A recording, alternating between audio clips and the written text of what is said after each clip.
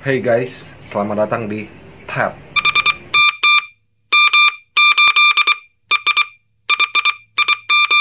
Halo guys, gimana kabar?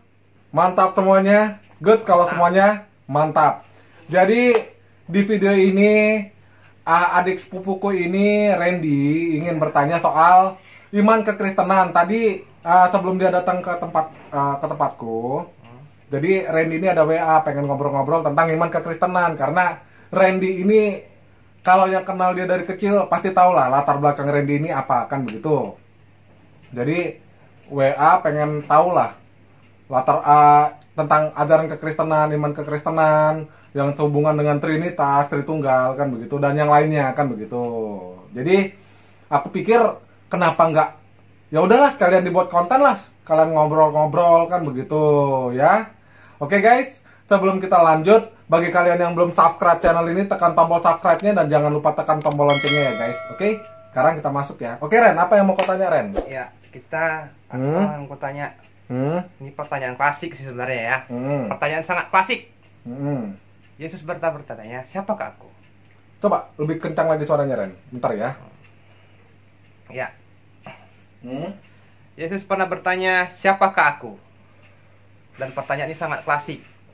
Dari zaman dulu. Dan dia tanya ke Petrus. Ya. Siapakah aku? Oke. Latar belakang ketika Yesus menanyakan itu ke Petrus, kan Yesus ingin Petrus ini menyadari bahwa dia seberapa kenalkah Petrus terhadap sosok Kristus, sosok Yesus itu sendiri. Kenapa Yesus bertanya ya itu? Karena coba baca di kisah-kisah sebelumnya, ayat-ayat sebelumnya kan begitu. Itu kan siapakah aku? Kan begitu. Jadi terus jawabannya Petrus kan jelas dia. Ya, jadi siapakah Yesus ini? Lebih keras lagi suaranya Ren. Ada yang mengatakan Kristen juga bilang Tuhan ya. Orang Yahudi bilangnya Rabi atau guru. Rabi ya guru. Baru ada orang-orang yang sekitar apa tuh daerah Galilea, daerah kita sana kan, bilang dia itu nabi. Jadi siapakah dia ini sekarang? Oke. Kalau menurut kita bicara soal kebenaran firman Tuhan, berarti kita patokannya, standarnya, tolak ukurnya harus Alkitab. Firman Tuhan kan, Alkitab ya, kan, nah begitu. Menurut Alkitab dari kitab Yohanes 1, mulai dari ayat 1 sampai yang berikutnya itu, yang satu perikop itu, firman yang menjadi manusia, itu kan jelas. Pada mulanya adalah firman.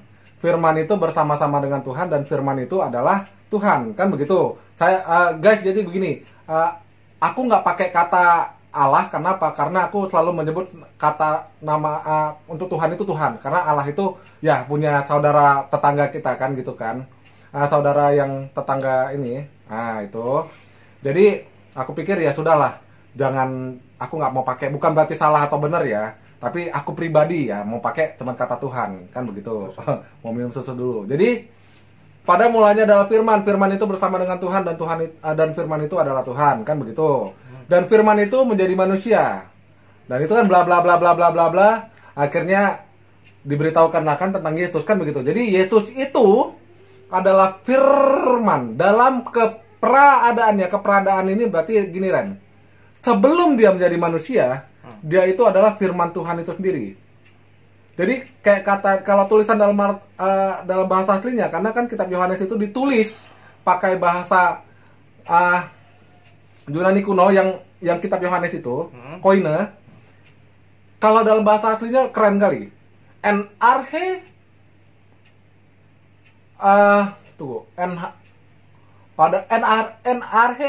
logos. NRH itu artinya bukan lebih tepatnya begini. Sebelum ada segala sesuatu, dia sudah ada. Jadi kalau kata pada mulanya sih ya bisa sih, tepat juga. Teman ada yang lebih tepat lagi, karena kata pada mulanya adalah firman. NRH logos. NRH itu sebelum segala sesuatu ada, dia sudah ada. Jadi di awal-awal sekali gitu. Jadi sebelum segala sesuatu ada. Jadi logos, jadi firman itu jadi menjadi manusia, ya itulah Kristus. Jadi dalam keberadaannya dia adalah firman Tuhan. Kita pakai pemikiran logika. Pada mulanya adalah firman, dan firman itu bersama-sama dengan Allah gitu ya. Dengan Tuhan ya. Dan firman itu adalah Allah gitu. Nah ini abang potong sedikit. Tunggu aku selesai. Jadi kan penonton bisa tahu gitu. Pada mulanya adalah saya. Saya bersama-sama dengan Uriel, ya kan, Timothy. Dan saya adalah Timothy. Apa maksudnya? Pada mulanya adalah saya. Pada mula adanya firman, ya kan? Pada mulanya adalah saya. Saya bersama-sama dengan Timothy. Dan saya adalah Timothy. Itu logikanya gimana? Oke. Kalau memahami Trinitas jangan pakai logika matematis. Itu yang pertama, prinsip pertama, tapi pakai prinsip teologis. Kenapa? Gini, kalau pakai prinsip matematis, firman Tuhan berkata, "Aku menyertai engkau." Katakanlah di republik ini ada 1 juta orang umat Tuhan. Apakah Tuhan menjadi 1 juta? Bisa jadi. Itu kalau pakai logika matematis. Kan Tuhan apakah Tuhan itu esa loh? Itu dalam perjanjian lama. Iya. Itu jelas itu. Itu salah satu itu skemanya bangsa Israel. Tuhan tuh ada di mana-mana gitu kan. Tapi bukan berarti yang di mana-mana itu Tuhan kan? Ya, itu jangan dibalik-balik juga kali. Tapi gini loh, Ren, maksud abang gini. Ketika kita memahami Tuhan, jangan pakai logika matematis gitu. Kenapa? Nggak bisa kita samakan satu Tuhan itu dengan satu kelereng atau satu buku atau satu tas satu gitu. Enggak. Esa itu bukan cuma sekedar berbicara satu cara matematis, enggak, logikanya enggak begitu. Contoh begini. Ini contoh paling mendekati dan paling bisa mudah dipahami. Kau sendiri enggak? Sendiri. Kau satu? Satu. Kau punya tubuh? Punya. Punya. Kau punya roh? Punya. Kau punya jiwa? Punya. Punya. Rohmu itu kau enggak? Ya. Jiwamu itu kau enggak? Iyalah. Oke. Tapi kau satu. Ini kok ada 3. Itu kan bagian dari tubuhku. Itu bagian dari dirimu yang menyatakan dirimu kan? Ya begitu juga Tuhan. Ya kalau misalnya seandainya aku punya tubuh yang gak punya roh, zombie dong aku. Jadi ya, ini harus dipahami ya, ini harus dipahami. Kan betul. Ya, kalau betul. aku punya tubuh tapi tak ada rohku, berarti aku zombie, main ibu. Betul. Karena apa? Sering sekali firman Tuhan berkata, "Aku berfirman." Tuhan itu punya firman dan Tuhan itu kan ada roh Tuhan. Tuhan juga punya roh kan begitu. Oke, segala firman Tuhan dan roh Tuhan itu tidak pernah Tuhan ciptakan, Ren. Ya. Kenapa? Karena kalau sempat Tuhan menciptakan firman dan roh, gini logikanya ya, analogisnya. Tuhan menjadikan segala sesuatu dengan firman. Betul. Jadi kalau dia sempat tidak punya firman dan dia menciptakan firman, dengan apa dia menjadikan firman? Ya kan? Nah, itu kalau Tuhan menciptakan firman.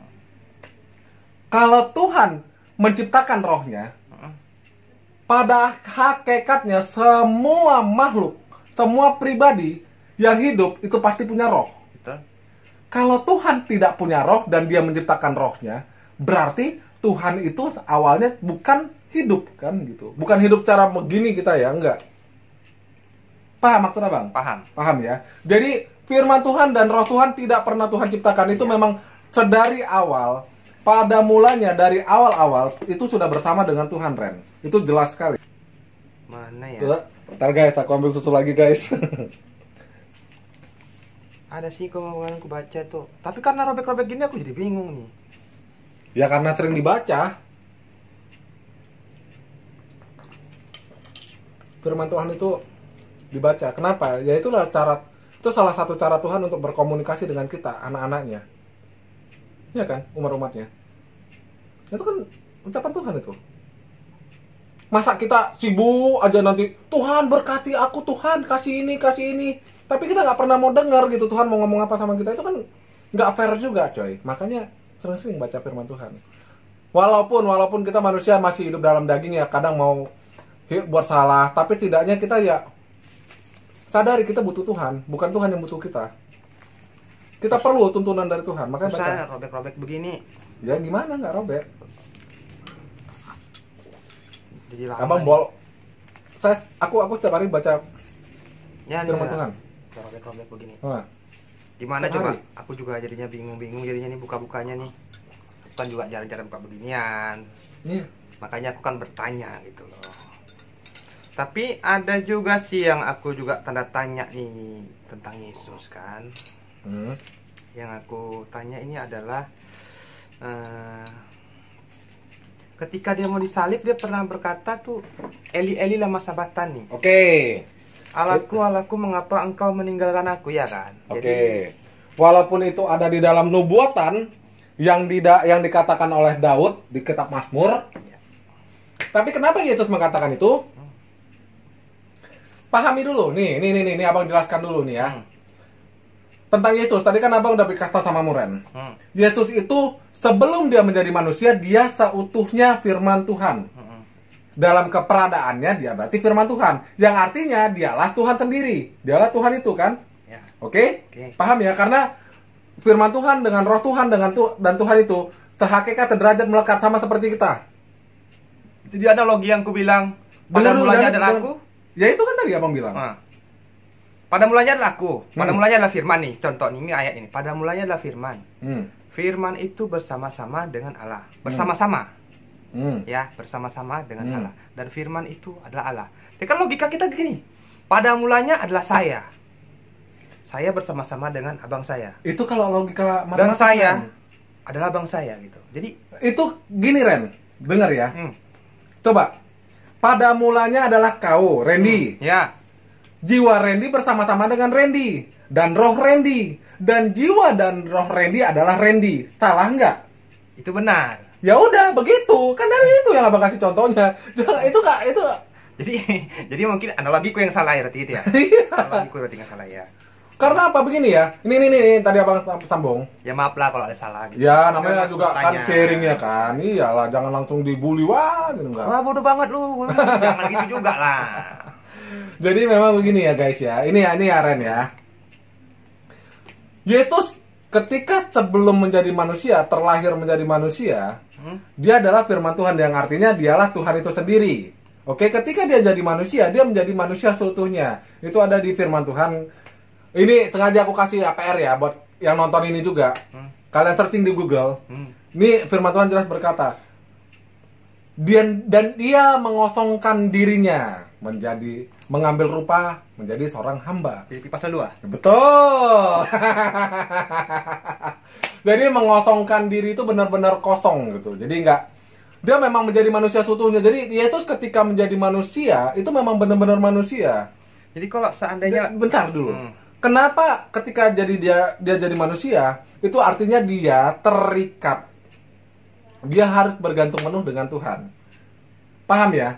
Sama seperti begini. Ini kita buat rekaman nih, video nih. Apa yang isi pikiranmu tadi kan tertuang jadi bentuk file video ini kan? Betul kan? Sekarang kalau ditanya orang nonton video ini, Ren, itu kau nggak? Ya, aku lah. Ya kan? Itu adalah gambaranmu. Tapi pada hakikatnya itu kan bukan kau, itu kan hanya sebatas video, betul kan? Jadi seperti itulah Yesus. Kenapa? Yesus itu gambaran Tuhan, tapi hakikatnya bukan Tuhan. Yesusnya ya. Ketika terlahir ke bumi menjadi manusia, makanya dia bisa disalib. Kalau dia masih dalam eksistensi keilahiannya, paku salib itu pasti bengkok. Itu pasti, nggak akan mungkin dia bisa disalib. Makanya Yesus bilang, Tuhan, Tuhan, mengapa engkau meninggalkan aku? Kenapa? Kalau Tuhan masih terus menyertai Yesus, otomatis, walaupun dia manusia ya, yang namanya Tuhan selalu menyertai dan menolong anak-anaknya, umat-umatnya, orang-orang yang dikasihinya, nggak akan mungkin Tuhan maksudnya nggak akan mungkin, minimal nggak akan mungkin malaikat Tuhan membiarkan Yesus disalib. Walaupun dalam eksistensinya sebagai manusia kan begitu. Paham maksudnya Bang? Paham. Makanya dia bilang, dia bertanya Tuhan kenapa? Kenapa? Itu dia itu manusia seutuhnya, dia ngomong gitu loh, Tuhan, kenapa kau tinggalkan aku gitu? Kalau nggak Tuhan tinggalkan, nggak mungkin bisa disalib. Kenapa? Walaupun dia manusia, tapi kan Tuhan pasti tolong. Malaikat Tuhan itu kan pasti ini kan. Tapi Tuhan untuk sementara waktu agar apa? Manusia bisa selamat dari dosa-dosanya, dari dosa-dosa manusia sendiri lewat karya penebusan Yesus di kayu salib. Itu jadi apa ya? Kenapa Yesus mau bilang itu Eli Eli lama sabachthani begitu gitu? Karena memang dia manusia seutuhnya. Jadi waktu terangkat ke surga dia nih. Dia di situ Alkitab menyatakan duduk di sebelah kanan Allah Bapa. Betul. Kenapa nggak jadi satu aja? Kenapa mesti dia berdua gini gitu loh? Itu kan kiasan, Ren. Kiasannya. Dalam artian begini, itu harus bisa dipahami ya. Tapi lukisannya ada loh. Iya, itu kan lukisan, Ren. Lukisan itu kan dibuat berdasarkan apa yang si pelukis itu baca. Tapi kan si pelukis itu belum tentu tahu, dia belum tentu mengerti makna dari firman Tuhan yang mengatakan seperti itu kan begitu. Itu kan kiasan. Kiasan dalam artian begini. Kita kalau belajar Alkitab, belajar sejarah Israel, kita harus paham konsep Israel ini kan kerajaan. Oke? Namanya kerajaan itu, Ren, pewaris tahta raja dan pemegang mutlak penuh setelah raja itu adalah putranya kan? Putranya, anaknya. Oke. Iya kan? Kalau misalnya apakah Tuhan itu beranak sampai dia mesti memberikan apa? Sampai harus diberikan anak tunggalnya. Ibunya siapa? Itu kan bahasa Tuhan untuk ke manusia, Ren. Tapi kalau bahasa Tuhan yang maksudnya gini, itu kan kalimat-kalimat Tuhan untuk ke manusia agar manusia mengerti bahwa Yesus itu memang berasal dari dirinya. Keluar dari dalam dirinya, Ren. Namanya anak. Kayak abang punya anak nih. Kenapa si Alia sama si Alek? Ini anak Bang Timothy gitu. Karena itu kan ya kan abang bapaknya. Iya kan? Karena memang itu berasal dari abang, benihnya dari abang kan begitu kan? Benihnya dari abang. Nah, sama seperti Yesus itu kan memang firman Tuhan itu kan yang berasal dari dalam Tuhan yang keluar menjadi manusia seutuhnya. Makasih Pak Nana ya. Betul. Dan begini, ini konsep kenapa orang Kristen manggil Yesus itu akhirnya menjadi Tuhan. Ini pahami ya baik-baik ya, Randy dan semua yang nonton video ini. Yesus itu ketika sudah disalib, dia mati, kemudian dia bangkit dan dia naik ke surga, dia kembali ke surga. Dia kembali kepada hakikat awalnya. Ya kan? Hakikat awalnya Yesus apa? Firman. Firman Tuhan. Dia kembali ke hakikat ilahinya. Makanya orang Kristen memanggil Yesus itu Tuhan. Bukan karena ini ya Ren ya, bukan karena memandang waktu Yesus hidup di dunia, tapi apa? Ketika Yesus kembali ke surga, karena orang masuk ke surga itu nggak bisa pakai tubuh ini, tubuh duniawi, nggak mungkin. Karena sudah beda dimensi. Itu dimensi roh. Roh kembali. Dia kembali ke hakikat awalnya. Makanya, seperti tadi ada ayat firman yang kau bilang tadi, itu dia duduk di sebelah kanan Tuhan. Itu kan Tuhan mau kasih tahu, dia kembali kepadaku. Dan dia berasal dari aku. Dan dia memegang kendali penuh. Tapi kan ada ayatnya. Hah? Ada ayatnya. Bapaknya itu ngomong kayak gitu. Iya betul. Cuman kan begini loh Ren. Ya kita kan belajar Alkitab kan. Kamu tahu juga aku bilang, itu kan nggak ada ayatnya gitu loh. Jadi makanya kan belajar coba gini. Penonton gini loh bang. Belajar Alkitab ini kan kita penonton nanti begini, loh kok cocokologi jadinya? Ayatnya mana? Kan gitu jadinya. Bukan soal cocokologi ya Ren ya. Orang yang belajar teologi ya pun, kita belajar teologi itu pegang buku tafsir. Lain terjemahan ya, terjemahan itu kan terjemahan bahasa. Tafsir ada betul? Konkordansi ada? Tafsir itu isinya apa? Dari mana kita tahu? Ini ada yang ayat firman Tuhan yang bilang waktu yang Tuhan menunjukkan diri kepada Musa, Tuhan itu nggak ngomong, teman dia nyala api di atas semak duri. Tapi dari situ Musa udah ngerti, gitu. Oh, ketika itu kan Musa bersungut-sungut, Tuhan, bla bla bla bla bla bla bla bla, agar Musa kan menolak biar diutus Tuhan. Karena apa? Dia gagap kan, berat lidah dan berat bibir kan, berat lidah kan gagap. Iya. Mungkin tebal bibirnya kali ya. Menggagap Ren. Kayak aja gagap. Pikiran kan ada orang bibirnya tebal kan ada. Enggak lah. Enggak ya. Jadi Nabi Musa dia banyak mau ngeles, Tuhan cuma tunjukkan diri aja. Teofani namanya, itu penampakan ilahi, nyala api di atas semak duri. Tapi aku tunggu dulu, bentar jangan potong. Orang Israel khususnya Musa dia ngerti. Kenapa? bagi orang Israel semak duri itu artinya apa? Kelemahan, kesukaran, kesusahan, ini. Tapi sebagian orang, Bang, menganggap itu kalau ada api itu, banyak orang bilang ya, kebanyakan ya, sebagian orang bilang si iblis itu terbuat dari api. Jadi kalau misalnya dalam bentuk api nanti, waduh, kan nggak mungkin kita bilang Tuhan tuh. Nah itu kan. Nah, gini ya, itu urusan agama yang lain ya. Abang sih nggak mau ikut campur. Tapi kalau kita merujuk kepada iman atau kepercayaan yang diturunkan mulai dari Adam, Nuh, Abraham, Musa, dan sampai dengan Yesus. Yang pertama, iblis itu tidak pernah sengaja Tuhan ciptakan. Karena jelas, itu ada di kitab Henok jelas kok. Dan di Alkitab pun jelas dikasih tahu. Iblis itu Tuhan tidak pernah sengaja menciptakan sosok iblis. Iblis itu berasal dari Alkitab, dari malaikat yang memberontak. Dan Tuhan beberapa kali di Alkitab menunjukkan eksistensinya, penampakan ilahinya, penampakan dirinya itu lewat api. Jadi ketika ada orang kalau merujuk pada ajaran kekristenan mulai dari ajaran Adam, Nuh, Abraham sampai dengan Yesus, kalau dibilang ada penampakan api itu langsung dibilang wah itu iblis,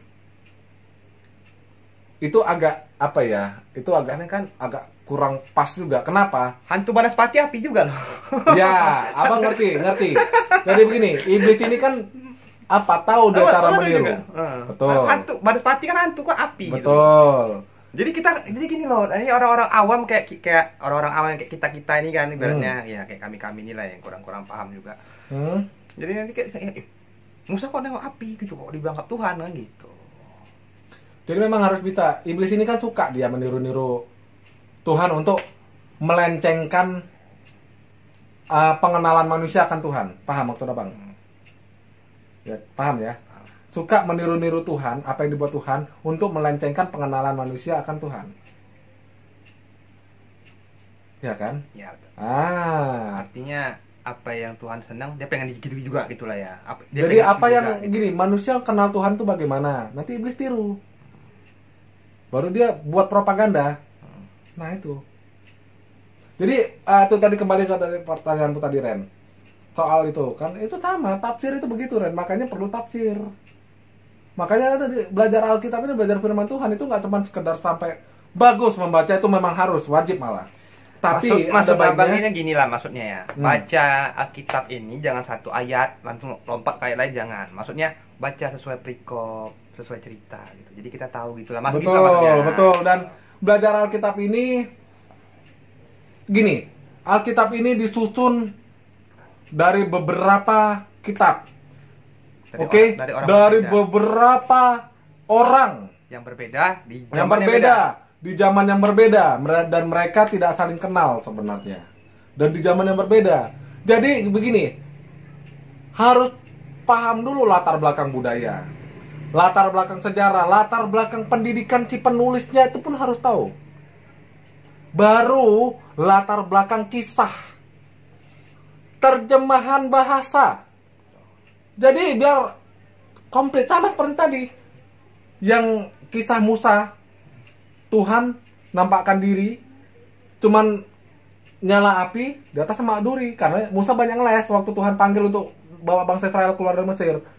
Tuhan kan Musa udah ngerti, oh Tuhan sedang mengasih tahu sama dia, Musa, di dalam kelemahanmu kuasaku bekerja dengan sempurna, kau nggak usah ragu, kau ikut aja, kau jalankan aja ini perintahku, selesai. Kau nggak usah banyak cincong lah. Gitulah kira-kira. Ya, bahasa kita. Iya.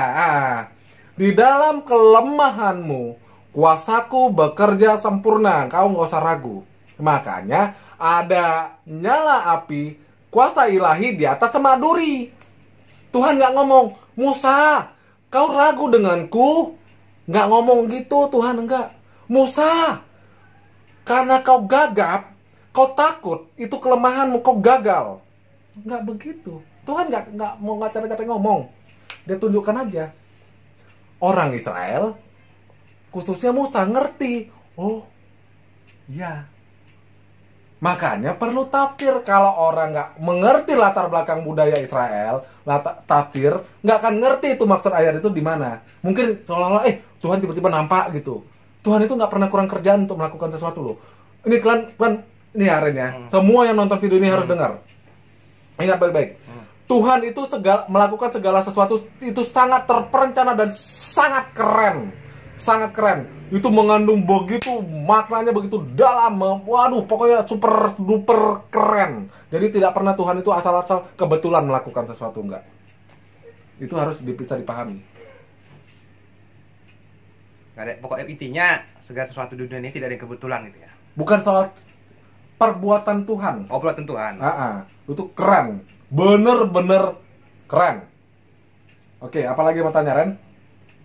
Jadi kayak kan ini kan masalah tentang kekristenan juga, iman kekristenan kan. Berarti kan ada Bapa, ada Yesus, ada lagi Roh Kudus. Ya, Roh Kudus ini apalah kira-kira fungsinya gitu loh. Sebagaimana biar yang teman-teman yang lain tahu gitu. Oke. Sebagaimana yang tertulis di dalam kitab Yohanes, pekerjaan Roh penghibur yaitu untuk menghibur, menginsyafkan dunia akan kebenaran dan memberikan kekuatan. Dan memberikan, itu fungsinya. Ya. Tapi kenapa di gereja-gereja tertentu juga ada mereka berbahasa roh sampai mencak-mencak gitu? Itu kenapa itu bisa sampai kayak gitu tuh? Jadi begini ya, soal manifestasi itu namanya, Ren. Ya. Manifestasi oleh kehadiran Roh Kudus yang memenuhi manusia. Itu bukan kesurupan, guys. Beda kesurupan, beda dilengkapi Roh Kudus. Tapi memang begini. Ini mungkin harus bisa dibedakan ya. Ini dulu, Bang. Sebagian orang kan mungkin nggak tahu itu kenapa. Jelasin lah. Kenapa ada yang sampai jingkrak-jingkrak, ada yang sampai jungkir balik, ada kayak main kungfu gitu loh. Oke. Jadi begini ya. Orang yang dipenuhi Roh Kudus itu sangat sukacita. Makanya harus bisa dibedakan ya. Orang yang penuh Roh Kudus itu penuh sukacita. Buah-buah roh apa, Ren? Damai sejahtera. Buah-buah roh. Kasih. Apalagi ya? Lemah lembut. Sabar. Dia memaafkan segala sesuatu. Tapi kalau yang dibilang jingkrak-jingkrak, ini kan melihat bagaimana pernah kisah hidupnya dulu Daud. Daud itu suka memuji Tuhan itu dengan gembira, lepas dalam artian begini loh.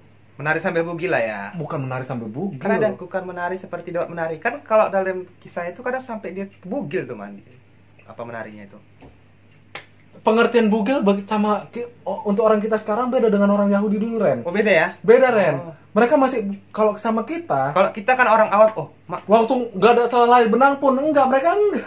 Oh, Cuma lepas baju gini masih ada itu masih. Bahasa bugilnya berarti. Iya, beda definisi antara kita dengan orang Israel zaman dulu gitu, zamannya Daud. Jadi Daud ini sangat ekspresif. Jadi dan orang-orang di denominasi gereja tertentu yang mereka mengklaim bahwa mereka kepenuhan Roh Kudus, mereka sampai yang seperti tadi Randy bilang, itu karena mereka katanya digerakkan Roh Kudus. Tapi yang paling pasti ini catat ya, dengar baik-baik. Semua orang dengar baik-baik. Orang yang dilingkupi Roh Tuhan, dia pasti berbuah. Buah roh itu ada kasih, sukacita, lemah lembut, penyabar, dan yang lain. Itu ada di kitab Galatia, dicatat. Dan searching, kenapa aku sengaja kasih itu biar rajin baca Alkitab. Tengok nih Alkitab aku, guys. Robek-robek nih, Kayaknya pemales dah. Ini robek-robek, guys. Jatuh.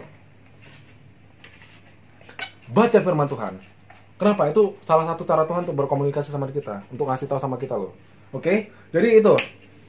Dan jelas itu. Dan bahkan jangan bilang ya, ini sering terjadi juga, Ren. Karena orang kadang-kadang Roh Kudus di dinding gitu. Bukan kita mau mengejek enggak. Tapi aku yakin ini orang nih buat ini kayaknya nih. Itu. Nah, soal dibuat-buat atau enggak itu kan urusan pribadi si orang itu dengan Tuhan kan. Kalau dia bohong kan nanti kan Tuhan yang dia kan berurusan sama Tuhan, dia bohong kan gitu. Gimana ya? Sampai kita nggak usah menghakimi, itu maksudnya. Iya sih, betul juga, cuman tapi begini ya. Ini Abang soal kepenuhan roh. Ini ya Ren ya, ayatnya ya. Kejadian 41 ayat 38. Kejadian 41 ayat 38. Lalu berkatalah Fir'aun kepada para pegawainya, mungkinkah kita mendapat orang seperti ini, seorang yang penuh dengan roh Tuhan, seorang seperti ini? Karena ini kisah ini menceritakan tentang Yusuf. Ini kan kisah ini kalau kita mulai dari Fir'aun punya mimpi diterjemahkan oleh Yusuf, diartikan oleh Yusuf mimpi-mimpinya. Baru Fir'aun juga mendengar bagaimana perbuatan Yusuf, kan begitu. Jadi yang jelasnya nih, Fir'aun seorang raja pun bisa punya pengakuan begini. Lalu berkatalah Fir'aun kepada para pegawainya, mungkinkah kita mendapat orang seperti ini?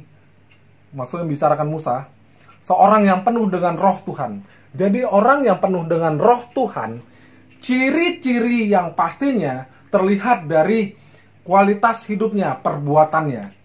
Paham sampai sini, Ren? Ya, paham. Jadi buah-buah roh itu seperti di kitab Galatia tuh. Jadi tujuan Roh Kudus itu datang untuk seperti Yusuf tadi lah ya. Agar manusia itu bertindak, berperilaku sebagaimana dengan kehendak Tuhan. Gitu. Terlepas dari memberikan penghiburan, memberikan kekuatan. Karena kan setiap manusia terlepas pribadi, dari orang yang paling kaya sekalipun dan sampai yang paling miskin sekalipun, setiap orang pasti punya masalah dalam hidupnya dan pasti perlu dikuatkan oleh Tuhan. Itu tujuan Roh Kudus. Tujuan firman datang ke dunia ini seperti apa? Oke. Itu pertanyaan terakhir lah, biar gak capek juga nanti kalian banyak tanya nih orang kan gitu. Bosan juga lihat saya jadinya. Tanya juga kan gitu. Tahu dibully lagi di komentar. Bodoh banget nih orang, katanya nanti ntar. Oke. Kenapa firman Tuhan datang ke dalam dunia menjadi manusia seutuhnya yang bernama Yesus? Ya. Oke, itu pertanyaan yang sangat simpel dan sering sekali ditanyakan orang.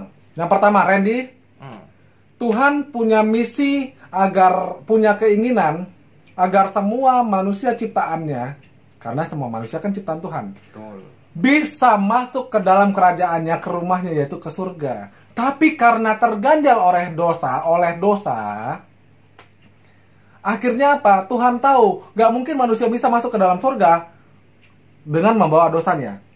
Itu sebabnya dosa manusia harus ditebus. Ditebus ini, kata penebusan ini pun sebenarnya ini kan Tuhan mengadopsi istilah pada zamannya Yesus dulu.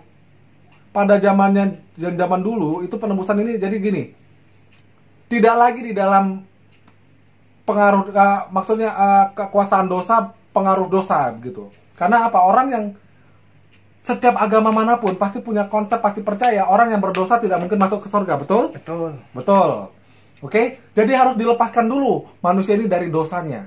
Itulah makanya firman itu datang menjadi manusia seutuhnya yang bernama Yesus, dan dia harus disalib. Kenapa? Darahnya itulah yang melepaskan manusia dari dosa-dosa manusia. Manusia yang seperti apa, Randy? Manusia yang mau menerima, yang percaya kepada Kristus bahwa dia adalah juru selamatnya dan menerima karya penebusannya.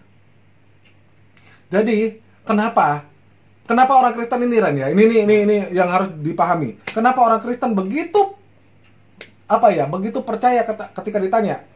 Tapi ini Kristen sejati ya, bukan asal Kristen KTP. Kenapa orang Kristen yakin sekali ketika dia meninggal, dia pasti masuk surga? Pertama, ada dua hal. Dosanya sudah dia sudah ditahirkan, diampuni lah ya. Diampuni dari dosa-dosanya oleh penebusan Kristus. Yang kedua, Yesus dengan sangat berani berjanji untuk dua hal. Nih abang buka nih Alkitabnya ya. Ini Yesus ya. Dan setahu abang Ren dan setahu saya, cuman Yesus satu-satunya tokoh di dunia yang berani berkata dengan tegas dan berani berjanji seperti ini.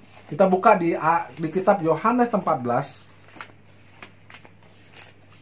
Ayat berapa? 3, ayat 2. Yohanes 14 ayat 6. Yohanes 14 ayat 6. Di rumah bapakku banyak tempat tinggal. Tapi ini abang bacakan dulu. Bagi siapapun yang nonton video ini, Bersukacitalah. Kenapa? Anda sudah mendengarkan janji Yesus kepada Anda. Terserah Anda mau terima atau enggak. Yohanes 14 ayat 1 sampai dengan ayat 6. Tapi janjinya di sini ya. Langsung ke to the point aja. Tapi ini nih nggak apa-apa, abang baca gimana ya bagusnya ya. Oke, langsung to the point. Yohanes 14 ayat 2. Di rumah Bapakku banyak tempat tinggal. Jika tidak demikian, tentu aku mengatakannya kepadamu, sebab aku pergi ke situ untuk menyediakan tempat bagimu. Yesus menyediakan tempat bagi setiap para pengikutnya di surga, karena rumah Bapa kan di surga, bukan di neraka, coy. Iya, jelas akhirnya kan. Dengarnya sampai merinding aku, Pian. Masa neraka. Dan apabila aku telah pergi ke situ dan telah menyediakan tempat bagimu, dan apabila aku telah pergi ke situ dan menyediakan tempat bagimu, aku akan datang kembali. Aku akan datang kembali dan membawa kamu ke tempatku, dan membawa kamu ke tempatku, supaya di tempat di mana aku berada, kamu pun berada. Aku merinding, guys. Merinding loh, serius. Itu janji. Dan supaya di tempat di mana aku berada, kamu pun berada. Jadi Yesus berjanji dia akan datang kembali menjemput para pengikutnya, para umat Kristen, umat Kristus, membawa ke surga. Kenapa? Itu janji yang pertama. Ini harus bisa kau pahami, dan semua yang orang nonton di video ini pahami. Yesus itu firman, dia datang dari surga. Yang datang dari surga yang tahu jalan ke surga. Betul nggak? Betul lah. Contoh gini. Contoh. Randy nggak pernah ke Jakarta dan nggak tahu Jakarta itu di mana dan seperti apa. Tiba-tiba Randy berkata, aku nanti bawa abang ke dia ngomong sama aku nih, guys. Bang, aku nanti mau bawa abang ke Jakarta. Mudah-mudahan sampai. Mudah-mudahan sampai. Iya kok sampai. Ya kalau sampai. Dan itu pun dia nggak ngomongnya begini. Aku nanti kita ketemunya di Jakarta ya. Dia aja nggak tahu jalan ke Jakarta, dia nggak dari Jakarta, dia nggak tahu Jakarta itu seperti apa, bagaimana. Terus dia bilang sama aku nih, guys, bang, nanti kita ketemu di Jakarta ya. Aku juga nggak tahu loh, ini contoh. Aku juga nggak tahu Jakarta itu di mana, jalannya lewat mana, Jakarta itu seperti apa, bagaimana. Tiba-tiba dia ngomong begitu. Kira-kira aku bakal nyampe ke Jakarta nggak? Logika nih. Ya kan aku juga kan sebagai orang yang nggak tahu Jakarta, kan mungkin juga aku nggak kedok gitu kan. Seandainya pun dia ngomong ini, dia nggak tahu Jakarta, dia nggak pernah ke Jakarta, dia tidak tahu Jakarta itu di mana, dia nggak tahu jalan ke Jakarta itu kemana. Ini kita contoh ya, nggak pakai ilustrasi, ada pesawat, ada apa ini segala macam. Oke? Terus dia ngajak aku nih, guys, bang, ayo kita ke Jakarta, aku bawa abang ke Jakarta. Kira-kira nyampe nggak kami ke Jakarta? Logika, nyampe nggak, Ren? Nggak nyampe lah. Nggak nyampe lah. Dia nggak dari Jakarta, dia nggak tahu Jakarta, dia nggak tahu jalan ke Jakarta kemana. Contoh. Nah, jadi ketika Yesus berjanji seperti itu, kita dapat mempercayainya. Kenapa? Dia berasal dari surga, dia tahu jalan ke surga, dan dia tahu bagaimana situasi surga, dan dia tahu bagaimana surga itu. Oke, itu janji Yesus yang pertama. Dia datang kembali ke dunia menjemput para pengikutnya dan membawa para pengikutnya ke tempat di mana dia berada, yaitu di surga. Nggak mungkin Yesus berada di neraka. Oke, yang kedua, ayat 4, Yohanes 14 ayat 6. Kata Yesus kepadanya, akulah jalan dan kebenaran dan hidup. Tidak ada seorang pun yang datang kepada Bapa kalau tidak melalui aku. Yesus dengan sangat tegas, dengan sangat berani, dengan sangat jelas mengatakan satu-satunya jalan untuk bisa sampai ke surga, jalan untuk bisa sampai kepada Tuhan, bahkan berdoa kepada Tuhan pun, jalan bisa sampai, doa kita bisa sampai kepada Tuhan hanya lewat Yesus. Tidak ada jalan lain. Itu kalau menurut perkataan Yesus kan, tidak ada jalan lain. Tidak ada seorang pun yang dapat sampai kepada Bapa kalau tidak melalui aku. Itu artinya satu-satunya jalan. Dan itu janji Yesus, dua hal itu. Dia datang kembali, menjemput para pengikutnya dan membawa para pengikutnya ke surga. Dan satu-satunya jalan ke surga, bahkan kita berdoa sampai kepada Tuhan pun doa kita hanya lewat Kristus, lewat namanya. Dan sampai setahu aku ya, setahu Abang ya Ren ya, tidak ada tokoh dunia selain Yesus yang berani berkata dan berjanji seperti itu. Kalau ada guys, tokoh di dunia yang lain yang berkata seperti Yesus atau berjanji seperti Yesus, tolong tulis di kolom komentar ya kan, Ren? Ya. Itu aja, simple. Dan kasih bukti otentiknya lah, yang bukti yang jelas lah. Jangan, kata si ini, kata si itu. Tapi si orang yang, si tokoh ini nggak pernah ngomong gitu. Jangan gitu. Jadi maksudnya gini lah bang, yang lain jadi tikus sendang lah ya. Apa itu? Janji tinggallah janji. Kita takutkan, jadi tinggallah janji. Wah, itu ada lagunya. Iya. Tapi janji tinggal janji. Tinggal Kan kayak gitu. Waduh. Makanya ada di dalam kita mengatakan ratapan dan keretakan gigi. Penyesalan. Wah, itu neraka itu. Penyesalan. Ya? Wih, penyesalan. Jadi Yesus ketika ditanya para murid-muridnya bagaimana tentang neraka, tempat penghukuman itu, Yesus cuma kasih bukan ilustrasi ya. Yesus cuma bilang begini, di tempat itu terdapat ratapan dan kertak gigi. Jadi ratapan ini kan orang kalau meratap ini kan berarti penyesalan yang begitu dalam gitu, meratapan dan kertak gigi. Orang kalau ketakutan tuh kertak gigi. Jadi tempat yang penuh dengan penyesalan yang teramat sangat dalam, yang susah dikatakan, dan tempat yang penuh dengan kengerian sehingga orang-orang di dalamnya tuh takut sekali gitu. Itulah neraka. Jadi Yesus nggak bilang neraka itu gambarannya begini-begini, enggak. Dia cuma bilang itu aja. Jadi kau mau masuk situ, nah itu tempat yang sangat menyeramkan, yang sangat mengerikan, dan kau pasti bakal menyesal, sangat menyesal sekali ketika kau berada di dalamnya. Tapi tergantung manusianya juga sekarang. Ibaratnya betul. Mau menerima, syukur, nggak menerima nggak apa-apa juga. Iya, nggak dipaksa kok. Paksa juga. Kan kita manusia Ren dikasih pilihan kok sama Tuhan. Kan iya. Iya. Kita kan memberitakan aja gitu. Memberitakan apa yang tertulis gitu. Bukan ya cocokologi gitu kan. Bukan, betul. Jadi ya itulah ya Ren ya. Jadi guys, ini kenapa ini sebenarnya pertanyaan Randy. Jadi kami diskusi ya, kami rekam lah.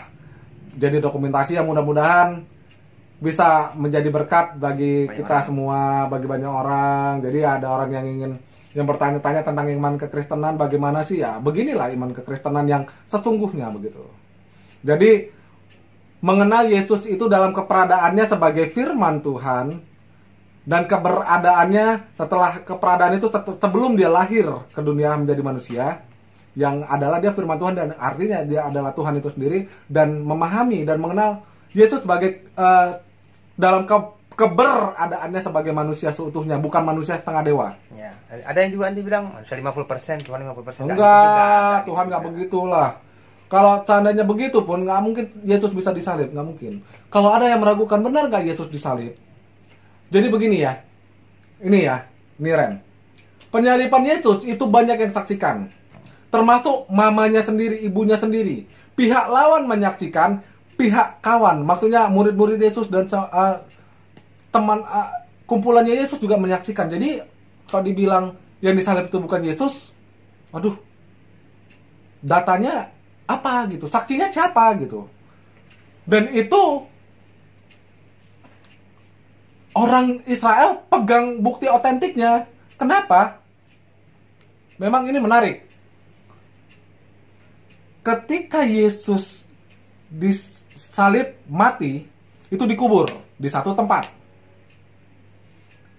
Itu ada, kalau orang Israel itu gua, kan di dalam gua gitu kan. Udah. Ketika pada hari ketiga Yesus bangkit dan dia menampakkan diri kepada orang-orang, dan dia menunjukkan tangannya itu bekas disalib, bolong.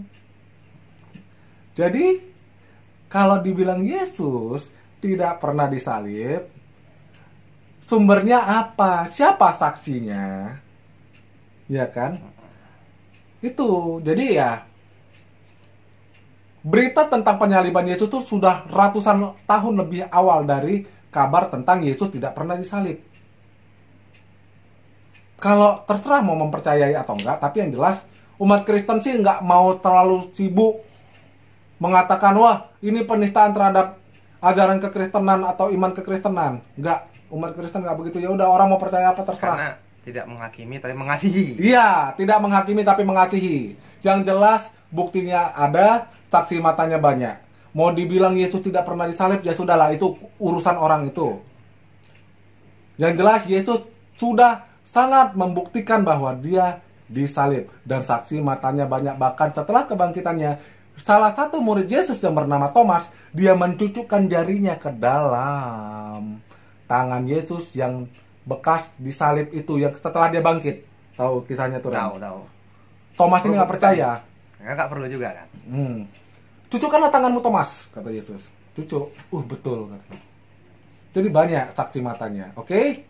Jadi ada lagi pertanyaan Nuren atau kita tutup? Kita tutup aja lah session ini kan. Oke. Nanti di selanjutnya kita nanti ya tanya jawab lagi gitu. Oke.